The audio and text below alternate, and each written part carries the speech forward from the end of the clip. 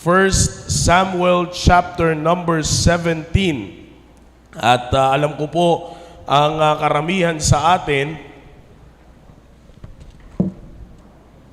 ay kabisado ang istorya po na ito. Ano po? First Samuel chapter number 17, we will read verse number 45.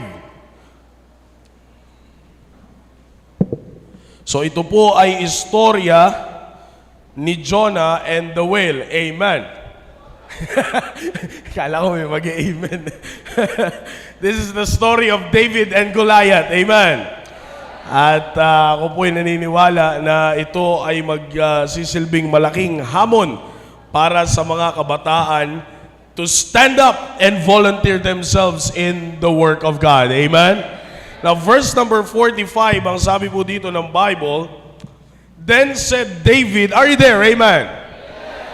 Then said David to the Philistine, thou comest to me with a sword, and with a spear, and with a shield, but I come to thee in the name of the Lord of hosts, the God of the armies of Israel, whom thou hast defiled. Okay, so ito po ay ating pag-uusapan ngayon pong umaga ay yung kahalagahan or what kind of courage David has nung siya ay nag-volunteer to face the giant. Okay, ano ang tapang na meron siya? Ano ang bit-bit niyang tapang nung siya ay nag-volunteer na harapin si Goliath? Tayo po ay manalangin. Dakilang Diyos, salamat po sa umaga po na ito. Thank you, O God, for allowing us to once again be a part of this 13th Independent Baptist Youth Conference. Salamat po kay Pastor Arnel Arquesola, ganoon din po kay Sir Arvin.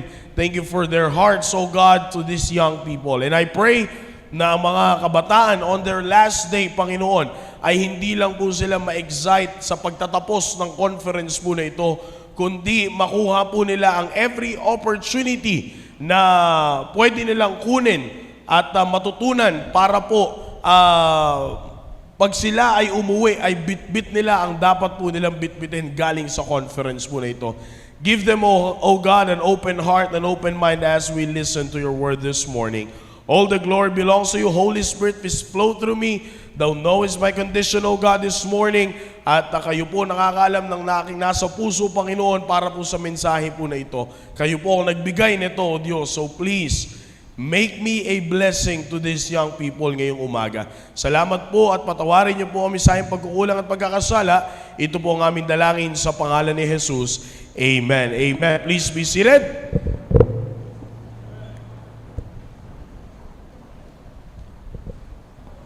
And again, magandang umaga po sa inyo lahat. I hope that everybody is awake. Amen. Ay, gising po ba lahat? Gising, no? At nasa last day na tayo ng conference na ito. At salamat sa Panginoon na kami po ay nabigyan ng pagkakataon maging bahagi. And sabi ko nga, ay bibit-biting ko ang challenge din na akin nakuha.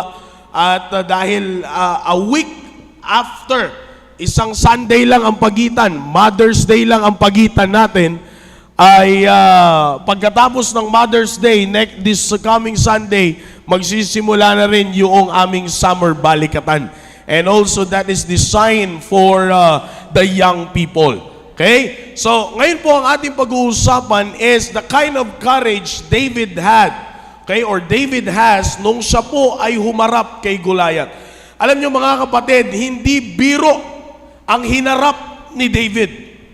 Hindi biro yung pagbigay niya ng buhay para siya ay magamit ng Panginoon doon sa isang kalaban na kinakatakutan ng mga Israelites. Imagine, for 40 days, the valley of Elah, okay, yung kung saan sila ay naglalaban, that valley was filled with silence. That valley was filled with silence.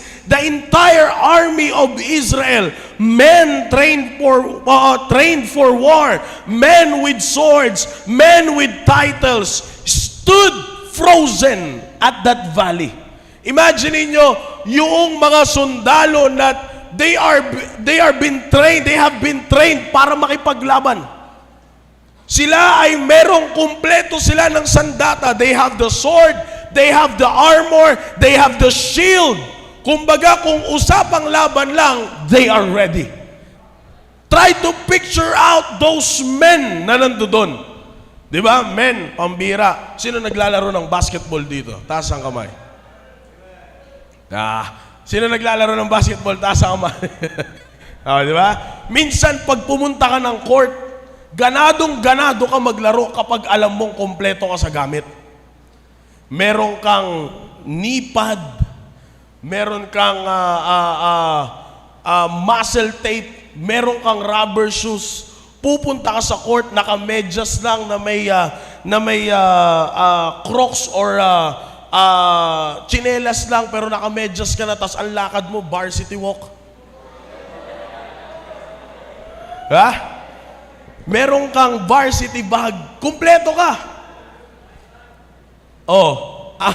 Ang sapatos mo, Taulaba 3. Di ba? Kumpleto ka, ganado ka kapag pupunta ka. Bakit? Alam mo na kapag kumpleto ka sa gamit, you are ready for the game. Alam mong ready ka eh. Sige, kahit magbalibagan tayo dito, ready ako. Kahit pag pinulikat, isang spray lang ng anti-cramps, okay na, laro na ulit. Ayaw mo magpasab, bakit? Alam mong kumpleto ka. Iba yung sapatos mo ng first quarter, second quarter, third quarter, at fourth quarter. Ang bihira. Talagang ganadong-ganado ka maglaro. Just try to picture out, brethren. Kumpleto din naman sila. They have the sword, they have the shield, they have the armor, and also they have the training. Pero akalain niyo po, the men of Israel at the valley of Elah stood frozen. Kumbaga, hindi sila makaimik, hindi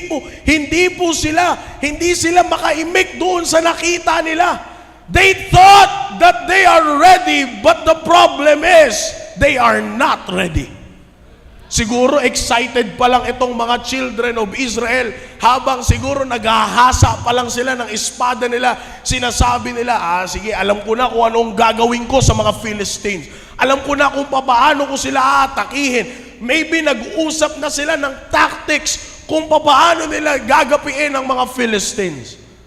Pero nung napunta na sila sa Valley of Elah, when the time of war has come, lahat sila nakatulala. Yung pagkakaroon nila ng sword, yung bagong hasa nilang sword, yung bagong patibay nila na shield, at yung mas pinatibay nilang armor, sad to say, nawalan ng kwenta. Nawalan ng kwenta. It's because of the reason they are looking at the size of the problem. Nung nakita na nila si Goliath, sabi nila, mali ata ang pinasok ko. Mali ata ang daladala ko. Bakit? Dahil ang nakita na nila yung size ng problema. Ang hindi nila nakita, yung size na daladala nila na protection mula sa Diyos. They thought they are ready, but they came to a realization na hindi pa pala sila ready.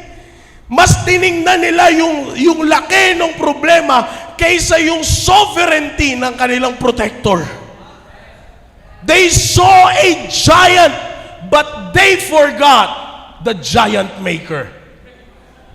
Ang nakita na nila yung giant, ang nakita na nila yung higante, pero nakalimutan nila kung sino ang gumawa doon sa higante. Now, for 40 days, yan ang naging kalakaran nila. Sabi ko nga, yung espada, yung kalasag, nawalan lahat ng kwenta. Yung training nila, nakalimutan na nila. Bakit? Dahil nung nakita nila yung problema, natakot na sila. But, when a teenager walks into a camp, of the Israelites, hindi naman siya nagbibit-bit ng espada. Hindi niya dala espada. Wala siyang dalang shield. Wala siyang dalang armor. Alam niyo kung anong dala niya? Pananghalian. Nung pumasok na ang isang kabataan na pasipol-sipol pa siguro nung pumasok at walang ka-idea sa nangyayari, hindi niya bitbit ang isang bagong hasang espada. Hindi niya bitbit ang bagong bagong patibay na shield. Wala siyang armor na suot-suot. Ang dala niya lang, lunch. Ang dala-dala niya lang ay lunch.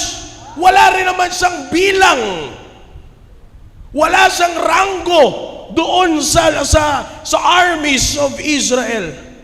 Pero alam niyo kung anong meron siya? Wala siyang espada. Check. Wala siyang shield. Check.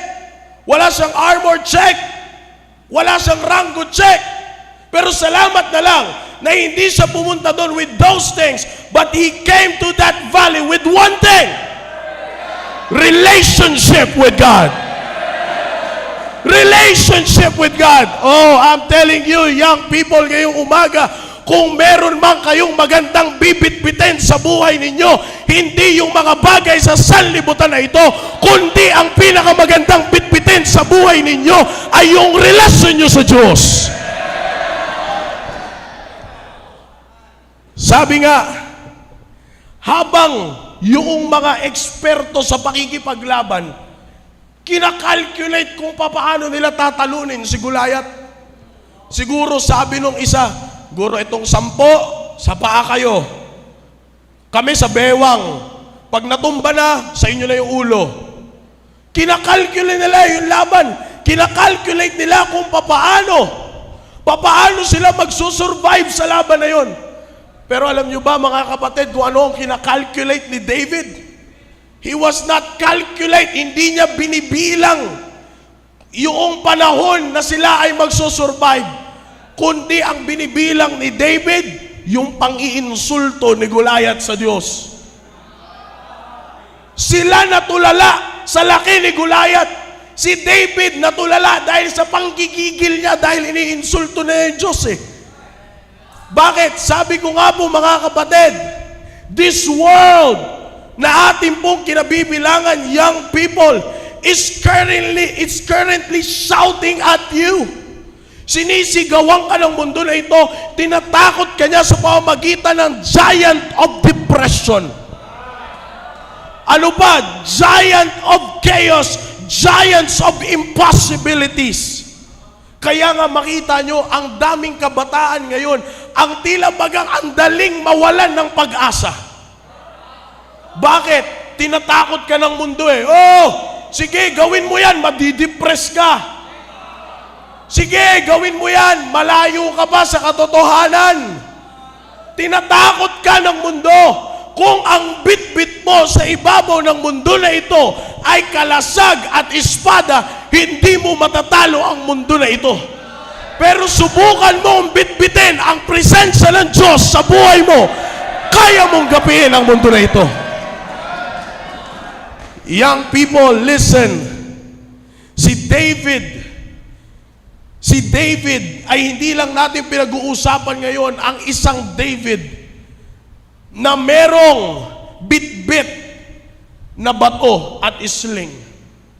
Today, we're not just going to talk about the boy and the stone. Gaya ng kinalakihan natin sa Sunday school. We are talking about kung ano ang nangyari sa isang kabataan kapag nag-decide siya na mas mahalaga pa niyang makilala ang Diyos kaysa sa anumang bagay. Sabi ko nga po sa inyo, kung titingnan natin ang storya ni David, wala namang background si David sa pakikipaglaban eh. But before Goliath, sino ang kanyang naharap? The bear and the lion. Yun lang naman. Yun lang naman ang kanyang hinarap. Kumpara mo kay Goliath. Kuya, halika nga. Kuya, yung naka-violet, please. Halika. Papakita ko po sa inyo ang pinaka-imposibleng bagay. May nakita ako kahapon eh. Hindi naman si Goliath. Miguel yung kasama. Yan. Kuya. Ano pangalan mo? Noren. Yan, Noren. Yan. Kenny. Yan. Huwag mo naman takutin. Do you think, biro lang to ha, halimbawa lang ha, huwag mong papatulan.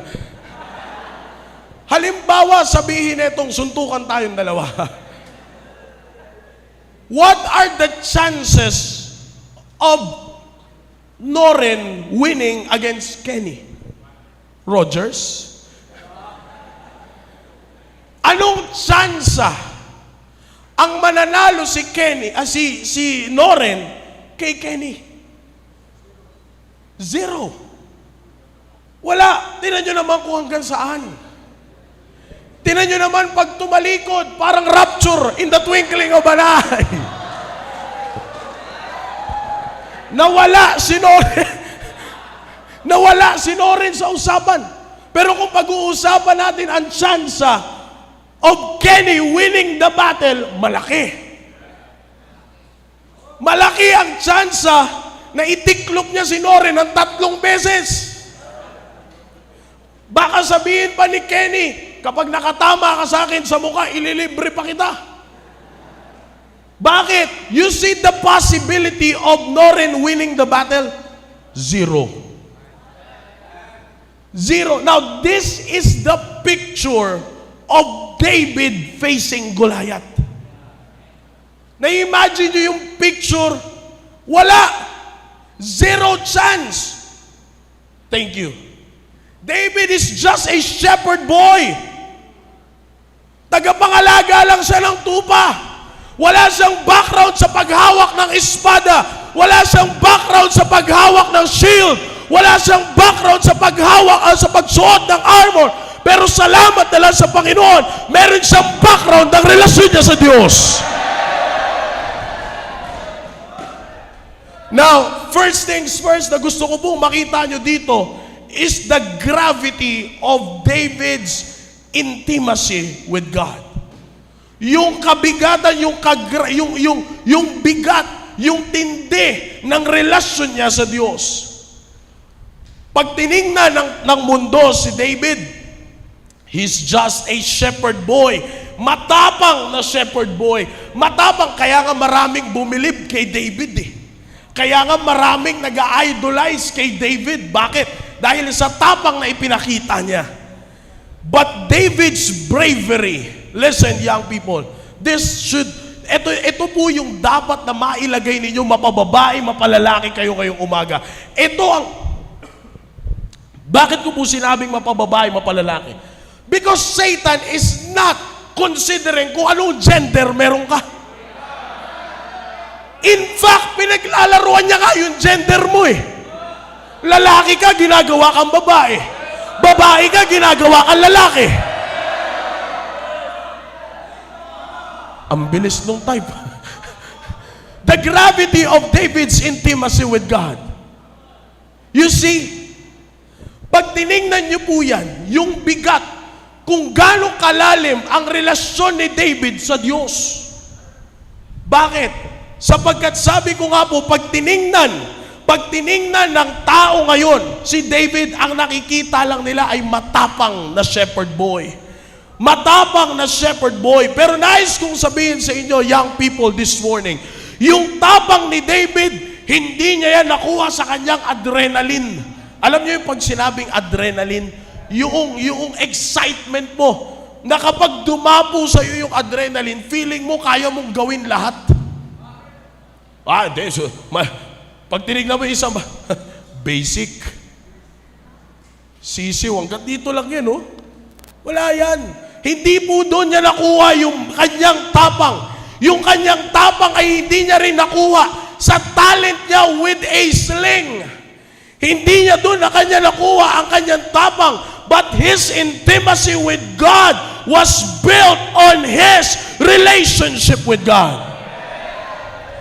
Yung tapang na na-build, na nakuha ni David, hindi dahil sa kanyang talent. Marailan ang young people na sobrang talentado, magaling kumanta, magaling magsalita, magaling sa lahat ng mga bagay. Nakakita na kayo ng isang young people sa loob ng church na halos lahat ng ministry kaya niyang gawin. Kung pwede niya lang palitan yung pastor, papalitan niya na yung pastor. Bakit? Alam niya lahat, kaya niyang gawin lahat ng mga bagay na yan. Pero alam niyo ba si David, ganyan din naman eh. Kaya niyang gawin ang mga bagay. Pero yung tapang na bit-bit niya, during that battle, hindi tapang na nagmula sa kanyang talent, kundi tapang na nagmula kung gaano niya kakilala ang Diyos. Young people, lahat kayo dito, you have to accept the truth that you are facing the giants of this world. Now, you cannot fight a giant you fear. Tama po? Hindi mo kayang kalabanin ang giant na kinakatakutan mo. And you will fear any giant if you do not know your God. Kakatakutan mo ang lahat ng mga problema na pwede mong harapin kapag hindi mo kilala ang Diyos. Alam nyo ba, David didn't need a rehearsal. Practice ba? Hindi niya kailangan ng practice bago lumaban. Alam nyo po, ito ay nakagawian na kahit noon pa, na bago ka lumaban, meron niyang tinatawag na I forgot the term, pero meron niyang tinatawag na para silang nagre-rehearse. They will picture out, like katulad sa ating mga sundalo ngayon, kung ang papasukin nila ay building, they will rehearse or they will practice na yung pag-atake nila sa building din. They will find an empty building na nakatulad nung papasukin nilang building at kung anong strategy pag-uusapan nila yun. Ganun yan. Before the war came, kikita mo yan, nagpa-practice ang mga sundalo. Nagsasanay ang mga sundalo. Pero alam niyo ba si David, wala siyang practice. Wala siyang rehearsal. It's because meron siyang relationship. Meron siyang relationship. Bakit? Kapatid, nais ko pong sabihin sa inyo na sa panahon ng gera, hindi ka na pwedeng mag-excuse. Wait lang, time first. Sa taya-tayaan yun. Di ba, pag taya-tayaan, pag malapit ka ng tatayain, time first, time first, time first. Pwede pang tumigil yung taya. Sa Diablo, hindi mo pwedeng gawin yan. Sa mundo, hindi mo pwedeng gawin yan. You are currently living in the present world na bawal kang mag-time out. Bakit? Dahil ang Diablo, ang target ng Diablo, mag-time out ka o sa hindi, sisirain niya ang buhay mo. He will go after you. Actually, nag-aabang yan mamayang gabi sa pagtapos ng conference na to eh. Sino kaya yung lalabas dito na mukhang walang natutunan? Sino kaya yung lalabas dito na puro tulog lang sa preaching? Sino kaya dito yung magaling mag-take down notes? Yari ka sa akin. Pero kung ikaw ay may relationship sa Diyos, pumasok ka sa conference na ito na na-accomplish mo yung temang that I may know Him, wala kang kakatakutan paglabas mo ng conference na ito. Given, young people, given, accept the truth that the devil wants you. Sabi ko nga po sa inyo kahapon, kahit sino ka pa, hindi ka sisinusinuhin ng Diablo. Ay, anak to ni ganito, kakatakutan ko to. No! Ask Sir Arvin about it. Kung ang Diablo ay may sino-sino pagdating sa personality. Walang sinisino-sino. In fact, ang paborito ng Diablo ay yung kabataang maraming ginagawa sa simbahan. Pero, hindi ko po sinasabi na masama ang marami kang ginagawa sa simbahan. But if you have a relationship with God, kahit sabihin mong yung dyablo nakatayo pa dyan sa pinto, wala kang pakialam sa dyablo. Bakit? It's because you know Him. Maybe the problems that you will face after this conference ay hindi magiging biro. Maaring dadaanin yan sa problema ng pamilya mo. Maaring dadaanin yan sa persecution ng mga kaibigan mo. O siguro ilan po sa inyo dito ang nagplanong mag-swimming kaysa umattend? Ilan ang nagplanong pinipicture out nyo na? Dito kayo lalangoy. Ito yung lugar na pupuntahan ninyo. Ayun, nakaupo kayo dito ngayon. Pero salamat na lang sa Panginoon, kapatid, na nandito ka ngayon. Dahil ito ay patunay na kung kilala mo ang Diyos, wala kang kakatakutan dyan sa labas. Layuan ka ng kaibigan mo after this conference, so be it. Hindi mo kailangan paghandaan yan. Hindi mo kailangan paghandaan. Sige, umattend ako ng conference, hahanda ko na sarili ko. Lalayuan na ako ni ganito. Baka after this conference, break na kami.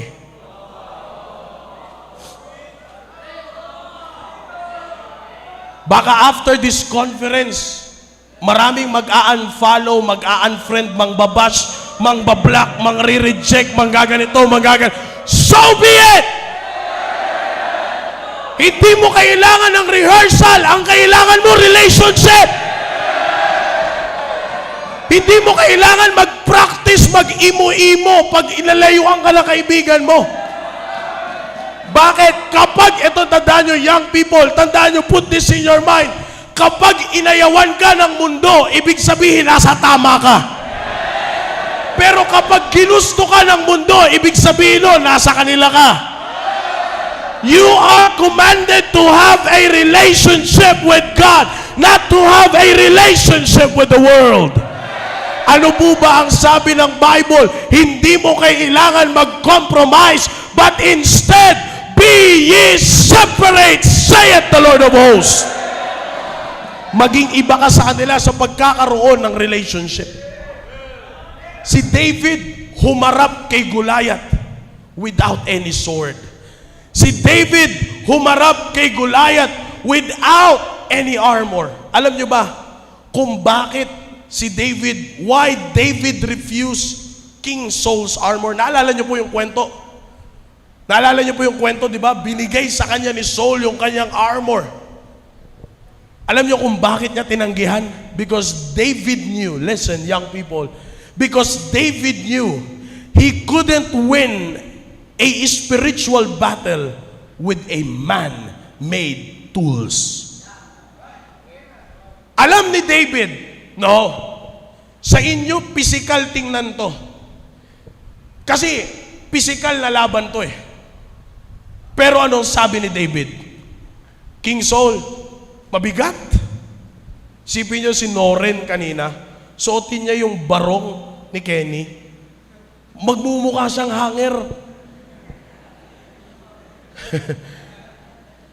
Diba? Hindi pwede, hindi mag-fit. At sinisigurado ko hindi makakagalaw ng maayos si Noren. Bakit? Alam ni David, sa mata ninyo, this is physical. Pero sa mata ko, this is an spiritual battle. Alam nyo, young people, you've got to put this in your mind, that when you have a desire to serve God, papakitaan ka ng mga imposible na bagay, physical. Bakit? Para makita mo ang impossibilities. Kaya kailangan makita mo siya in a physical condition. Siyempre, matatakot ka. Siyempre, kakabahan ka. Bakit? Nakikita mo eh. Pero kung iisipin mo, kung katulad ni David, na hindi ko ito mapagtatagumpayan, kung physical sa physical given, hindi ko ito mapagtatagumpayan.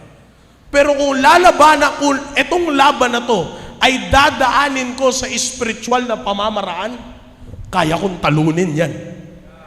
Kaya nga po in verse number 45, anong sabi ni David? Then said David to the Philistine, Thou comest to me with a sword, and with a spear, and with a shield. Pambihira kung ikaw si David, 9 foot tall, kumpleto ng armas, kumpleto ng armor. Kakabahan ka eh. Kakabahan ka at you can make a conclusion. Hindi ko kaya yan. Hindi ko kaya yan. Pero ano sabi ni David? Thou comest to me with a sword, and with a spear, and with a shield, but I come to thee in the name of the Lord of hosts, the God of the armies of Israel, whom thou hast defied. Sige. Ang mundo na ito, tandaan mo, meron niyang bit-bit na mga armas. Sasalubungin ka niyan with different kinds of principles in life. Sasalubungin ka niya with different kinds of trends in life. Pero sige lang, kung ganyan ang salubong ng mundo sa'yo, salubungin mo ang mundo with the name of the Lord of hosts. Bakit po? Now, what's the point here? The point here is this. For you to accomplish the purpose, mas lalo mo pa siyang makilala. Si David, kaya siya ganyan magsalita, it's because of one reason, his relationship with God. In fact, ano po ang pinakasikat na title na nakadikit kay David? He was what? A man after God's own heart. Young people, yung title na yun ni David, pwede nyo ring maging title yun. Hindi yun exclusive for David lang. Bakit? Because yung formula ni David para mapunta sa at magkaroon siya ng ganung title, pwede nyo ring makuha ngayong conference na to. Ano yun? That I may know Him. Kaya nga ngayon, kita nyo yung tapang ni David. Saan na itulak yung bit-bit na tapang ni David, saan siya nadala? Sa pag-volunteer to be a servant of God. Kasi alam niyo po, young people, last day na ng conference to eh. Last day na ng conference to. You should make up your mind right now kung gagamitin ka ng Diyos at magpapagamit ka sa Diyos. Na kung ikaw ay nag-hesitate pa, baka yung tapang na dala-dala mo, gamit mo ang world tools. Palitan mo yan.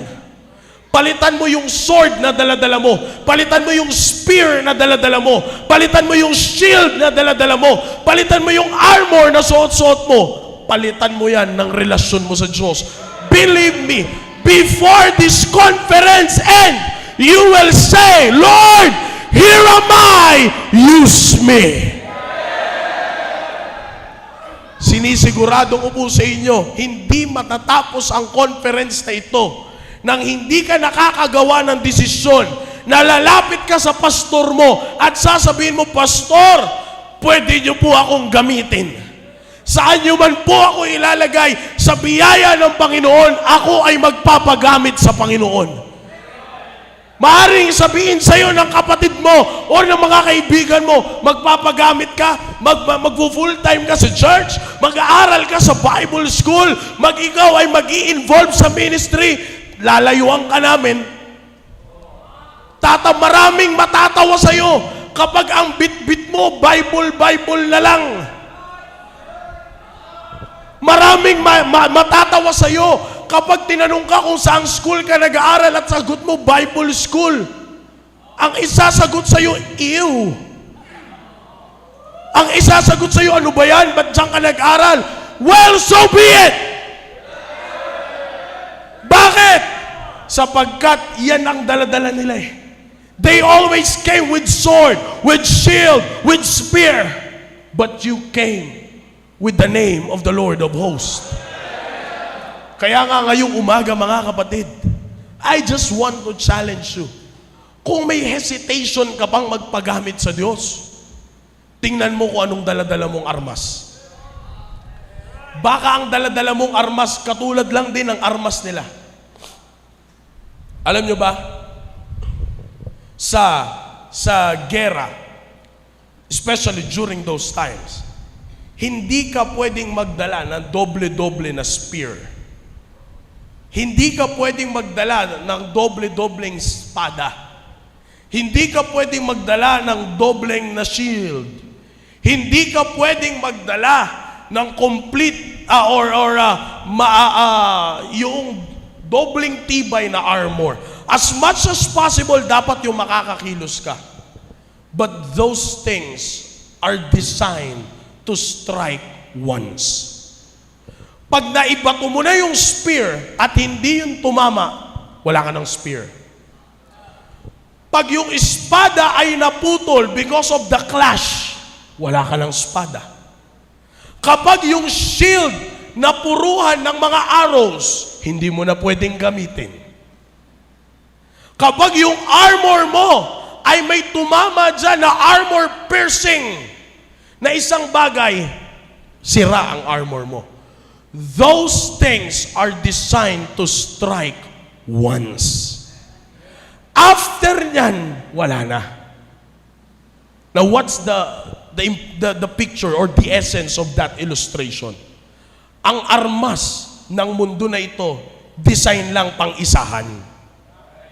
Kaya nga, kung dyan mo ilalagay ang tapang mo para sabihin mong ready kang maglingkod sa Panginoon, ang paglilingkod mo sa Panginoon, pang isahan lang din. Kaya nga mapapansin nyo, young people, sa una, hype na hype ka pa. Excited ka pa. Kung pwede lang mag-soul winning mula 8 o'clock ng umaga hanggang alas 11 ng gabi, gagawin mo. Bakit? Kasi kinabukasan magtatanong ka pa, ano ba yan? Wala ba tayong soul winning dyan? Kung gusto mo araw-araw may service na din kayo. Kung gusto mo lahat na lang ikaw ang gumawa, 1 month after, late ka na. Late ka na sa oras ng soul winning. 2 months after, may sakit ka na. May sakit po ako tinan nyo po. 3 months after, may projects ka na sa school.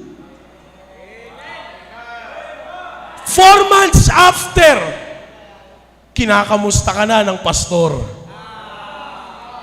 5 months after, ikaw na ulit yung bina-Bible study. See, young people, that's the trend of young people, how they serve the Lord. Bakit po? Ano po ang rason? It's because they trust on the tools, on the spear, on the sword, of the shield ng mundo po na ito. Pero subukan nyo po na maglingkod sa Panginoon bago nyo pasukin ang ministry. Subukan nyo ma-enhance muna ang relasyon nyo sa Diyos. Ang ministry, hindi yan minamadali. Nandiyan lang yan. Ang ministry ay hindi basihan ng paglago mo bilang isang kabataan. Ang ministry ay bunga ng paglago mo sa simbahan. Bunga ng paglago mo sa iyong Kristiyano.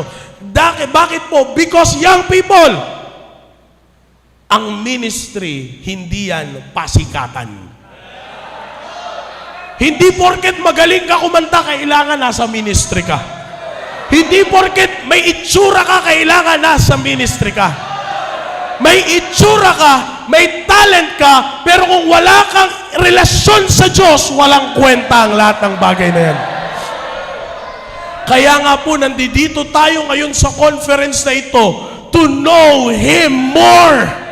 Bakit? Isipin niyo po, ilang kabataan ang nandito ngayon at lalabas na merong pagkakilala ng lubos sa Diyos, na maglilingkod sa Diyos.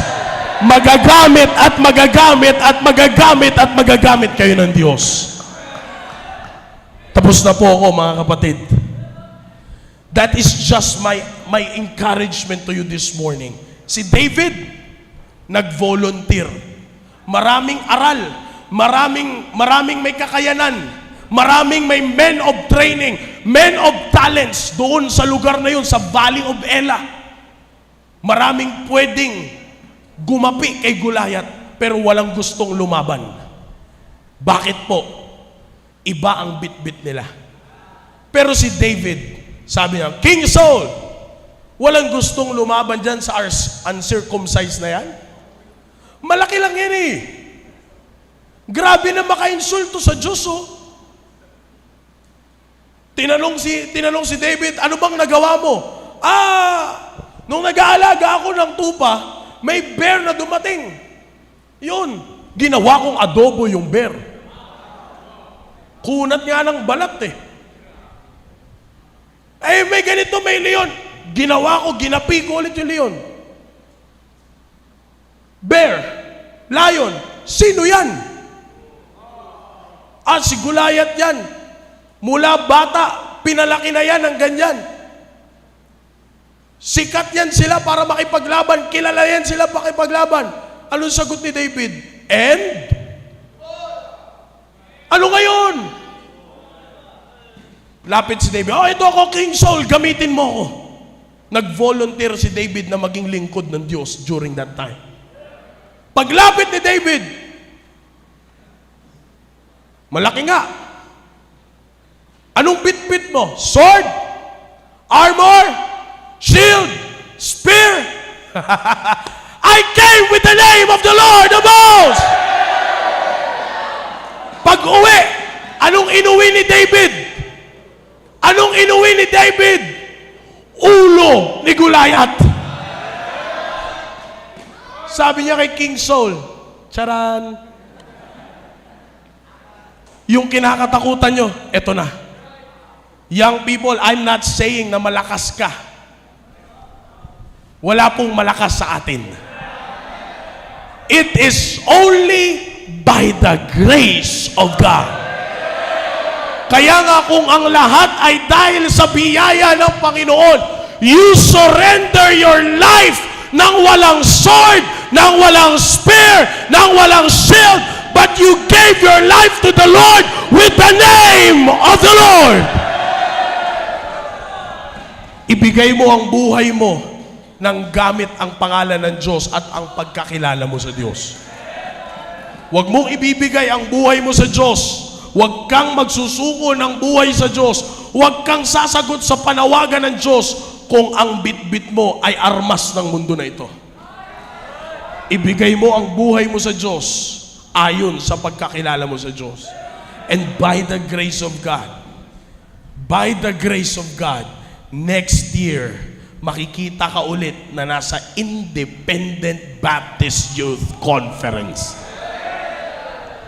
And sa mga susunod na panahon, maaaring you are not one of the delegates anymore, but you are one of these men right here. Pastors, preachers, missionaries. Bakit? Because you came with the name of the Lord of hosts. God bless you all. Magandang umaga po sa inyo lahat.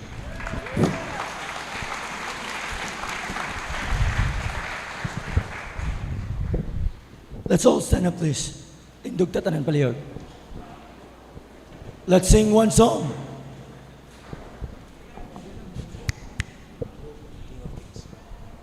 All right, ang mga King of Kings kadto na diri sa unahan kagamay. Amen. Are you blessed?